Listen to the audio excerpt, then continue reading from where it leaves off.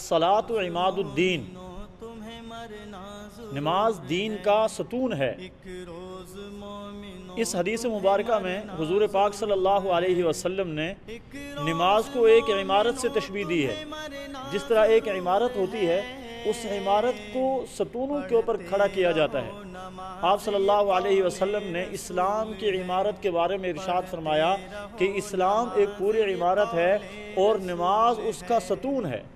الصلاۃ عماد الدین، نماز دین کا ستون ہے۔ من اقامہا فقد اقام الدین، جس نے نماز کو قائم رکھا، دین کے اس ستون کو قائم رکھا، فقد اقام الدین، تحقیق اس نے دین کو قائم رکھا۔ ومن ہدمہا، اور جس نے نماز کے اس فریضے کو چھوڑ دیا، ومن ہدمہا، جس نے دین کے اس ستون کو گرا دیا، فقد ہدم الدین، تحقیق اس نے دین کو گرا دیا۔ یعنی نماز کو قائم کرنا گویا دین کو قائم کرنا ہے، اور نماز کو چھوڑ دینا، نماز کو ترک کر دینا، نماز میں سستی کرنا، نماز کو قضا کر دینا، ایسا ہے گویا انسان نے سب کچھ گرا دیا، دین کو خراب کر دیا، اس کا دین برباد ہوا۔